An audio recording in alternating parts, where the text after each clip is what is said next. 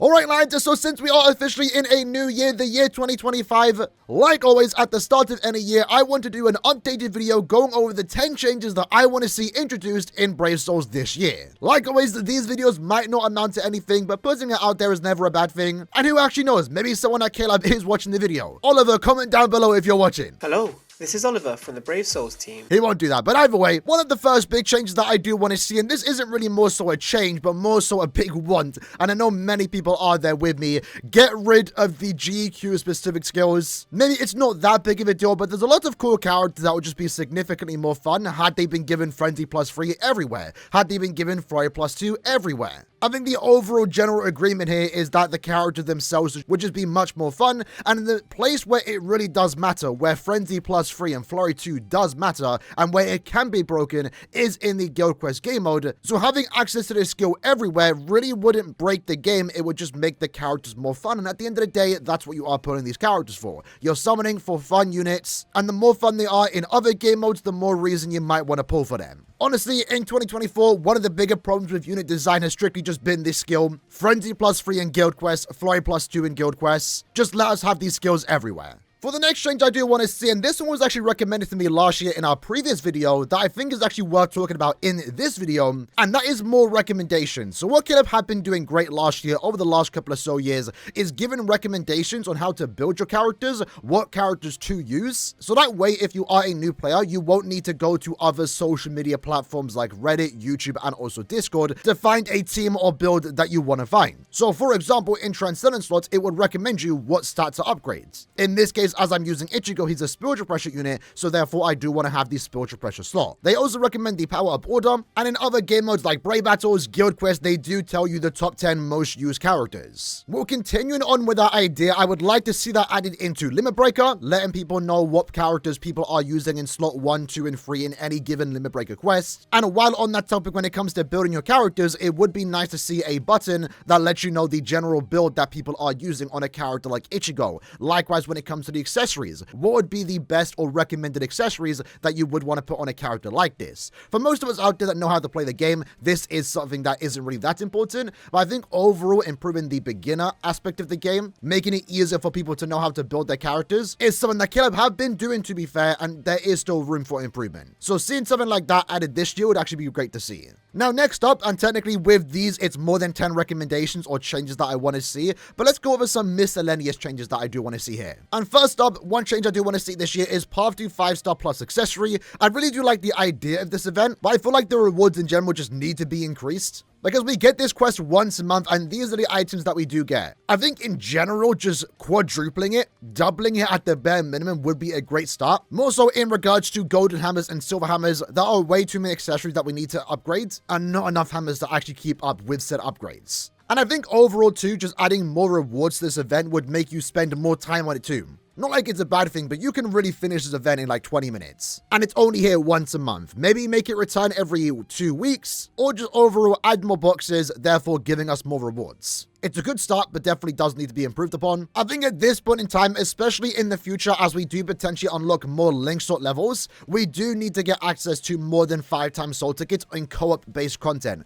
That also does go for epic raids. Right now, the max soul tickets you can use is 5. I would love to see at least the bare minimum 10. Well, on that topic too, when it comes to these special move training grounds that you can do a certain number of times a day, me personally, I can do it 10 times a day. It's a really good quest for your resurrectable characters, but right now you can't do multi-ticket. So you have to do 10 individual quests per day, and I would love to see that be changed so I can do it 10 times a day, at least in one attempt. Because right now, I actually haven't played this quest in weeks, because it's just too time consuming having to do 10 runs individually. While on the topic of soul tickets too, when it comes to point events, right now the max soul tickets that you can do in any given quest is 10 times. Honestly, I wouldn't mind a 50 soul ticket option, just so you can be done in one quest if you are very short on time. If Caleb don't want to do that, at the same time, what I would love to see here is an auto replay for single player content. Point event farming is a big thing in this game, especially if you are a new player, and in some cases, you're willing to spend upwards to 200, 500 tickets in one sitting,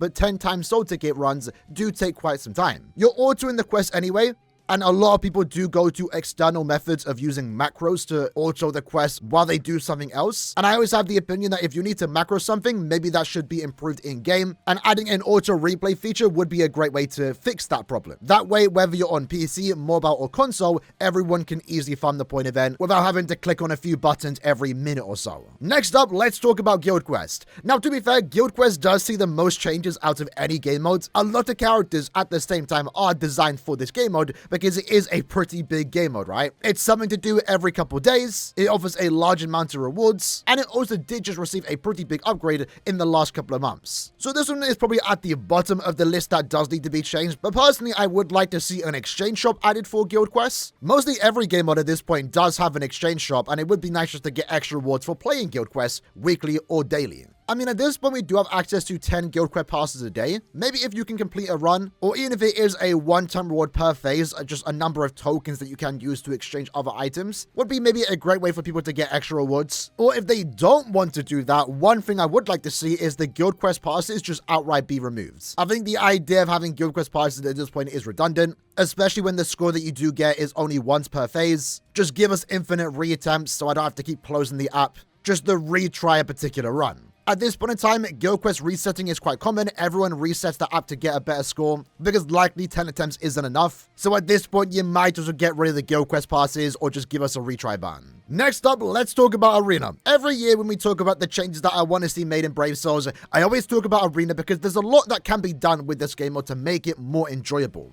Right now, at least for me personally, the biggest problem this game mode has is a lack of a reason to play it and also the teammates that you come across. And honestly, I feel like the best way to make Arena more enjoyable is to make it 1v1s. When I'm playing with my friends in Arena, it's actually quite enjoyable because I'm guaranteed players that know what they're doing. A lot of the time though, if you are just solo queuing, you're going to get teammates that are doing different things. One might be going for orders, so therefore they might be using a character that isn't really that good, or at the same time, maybe someone is AFK farming. Making the game 1v1 would make me play the game mode more, and also mean that I don't have bad teammates bringing my score down. At the same time, a lot of the connection problems do come from the fact that you are not the host. The way Arena does work is that each team has a host and the other two players are connected to them, and that usually causes the connection issues. So if it is a 1v1, both players are the host of their own particular team, and that would also stop a lot of the issues that Arena does have when it comes to connection. So I really do think just completely rehauling Arena to make it 1v1s, maybe still make it teams of 3, you have 2 auto-controlled characters, would really solve a lot of the problems that I personally have with Arena. Alongside that though, there are other changes that they can make. The license pass in particular is outdated, it costs way too many orbs. I mean, 250 orbs, technically 500 orbs in a month for this isn't really worth it. And at the same time, more trophy milestones will be welcomed. I'm at the point now where I don't really have much of a reason to play Arena because I've already gotten everything I can get from this game mode. One of the ways for me to play this game mode again, despite the connection issues that it does have, would be more trophy milestones. The next change I want to see is in regards to co-op content. This is something I've been vocal about since the change was made, but Links or Trials having all 5 attributes available at the same time is not a good idea. Honestly, at this point, it should just be one quest where you can farm all 5 attributes. Having the entire player base split across 5 different lobbies is just not a good idea. Make it one quest, it would make co-op more active, and at the same time, at this point, I would just like to see a new game mode for co-op that isn't just farming materials to link shot your characters. We do know we are getting a new game mode / quest in a month's time in February, and that looks to be a lot of fun, and it's a single player focused quest, and a lot of the updates that we have been getting in terms of content have been single player focused, which I don't think is a bad idea, but I would like something new to play on streams in co-op alongside some of you lads. So a new co-op game mode, I don't know what that could be. I'm not a game designer, but I would like to see something new other than Links or Trials, and in regards to Links or Trials, just make it one quest at this point. Speaking of co-op, let's talk about Extreme Co-op. Now, lucky for us, we do know this year it will be getting improvements. What will those improvements be? I'm not entirely too sure, but we are guaranteed an update regarding this game mode later this year. I think, in my opinion, they need to change the whole reason to play Extreme Co-op, because right now it's basically a quest for you to get editing brushes, which you can pretty much get from the Path to 5-star plus accessory event. Right now, we have 2 limited time game modes designed for accessory farming. Instead, it should just be one event, let that be the Path to 5-star plus accessories, again, make that quest better, and then with that, change the reason why we are going to want to play Extreme Co-op. Again, at this point, I'm really not sure what it could be. If anything, maybe make it so you can actually farm some of these transcended items. All these items that you can get here are limited to the exchange shop. I'd honestly play this quest a lot more if I could potentially farm Essence Scrolls, for example. Maybe, for example, add the new items like Quintessence Scrolls, Secret Links or Potions, for example. I think the item exchange shop right now is pretty decent, definitely can get better, but I think Extreme Co-op as a whole just needs a complete overhaul on why you actually want to play this, because right now, we essentially have two quests designed for the same purpose. The second to last change I want to see made is in regards to Epic Raids. Now again, lucky for us, once more, Epic Raids will be getting an update later this year, and at the same time, Epic Raids has already seen some changes over the last month or two. Grimjow, for example, is a returning Epic Raid that did see its HP significantly increased, and they've also improved the rewards, especially in the exchange shop. Now, for the most part, the rewards are the same. Essence Scrolls are still available. Likewise of all these Transcendent items, but they do now allow you to buy significantly more of these items, which I think is a good change overall. Likewise, though, with the Extreme Co-op change that I want to see made, maybe add some of those newer items like Secret Links or Potions, Quintessence Scrolls, for example. Maybe add some crests to the exchange shop too. In terms of changes made to Epic Raids, though, I would like to see a damage counter. At the end of a quest, we can see who did the most damage. It'd be a fun way to compete against your friends if you are playing together, and it'd just be nice in general to know who actually put in the most work, if you even care about that. It was something Caleb recommended themselves in a survey many years ago, and I honestly feel like it would be a good idea. But along with that, in terms of familiars, one change I definitely want to see made here is the whole rerolling process. When it comes to powering up your familiar soul tree, for example, you have to do each node individually. That just takes way too long. At the same time, when it comes to rerolling the skill, you again have to do it individually. I have a lot of reroll material here, and I would love just to spend 10 rolls in one go in one button, or just have it keep going like accessories until I get my desired trait damage at full stamina. The Bambietta familiar is an example of that, why I didn't bother rerolling the familiar skills, because one, I don't need to. I already have my go-to familiars for Epic Raid content, but I just know at the same time I'll be pressing the same button like 20 plus times in the hopes just to get my desired roll. I would like to get that in just one button if possible. And again, this change could very well happen this year because we are guaranteed to get Epic Raid improvements. Hopefully, this is part of the improvements that we are going to get. And last but definitely not least, let's talk about Senkaimon. And in this game mode, there's a lot you can do with this mode, some with very easy fixes. For starters, the simple solution is just to give us a new normal tower and also a new extreme tower. A new normal tower would also open the door for a new Senkaimon character to offer new orbs and a new link.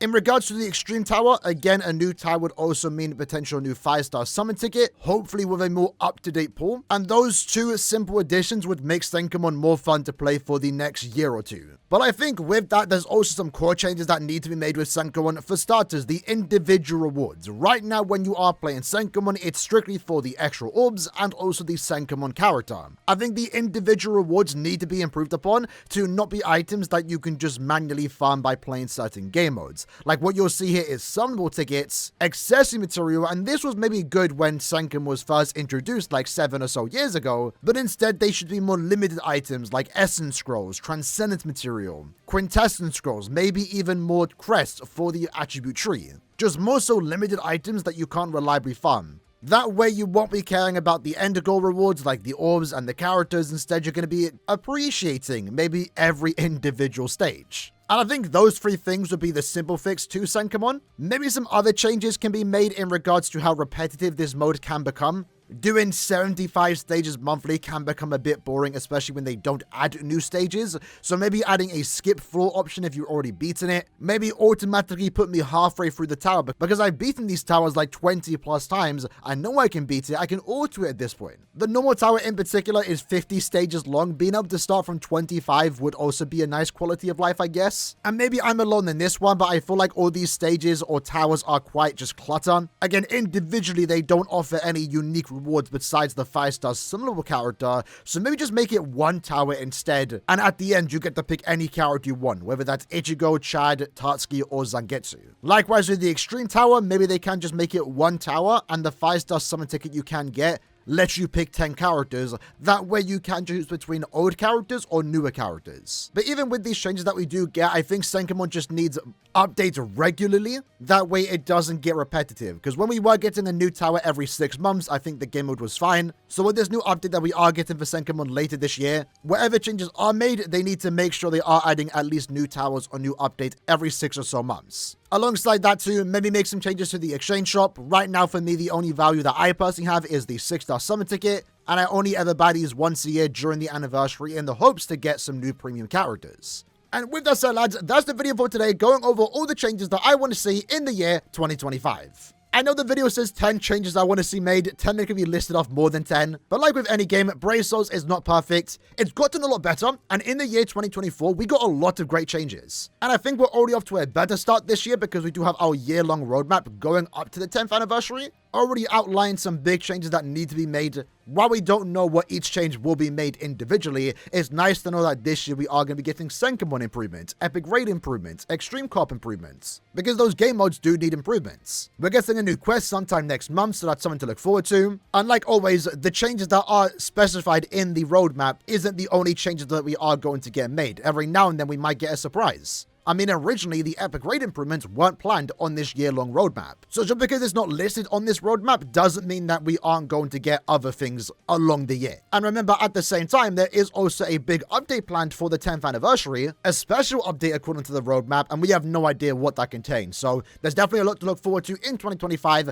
And like always, if we can get any of these changes that I recommended, or maybe some of the changes you leave in the comments, if we can get any of those, it's going to be a great year for Brave Souls. With that said, hope you guys enjoyed the video. I'll see you next time. Take care and peace.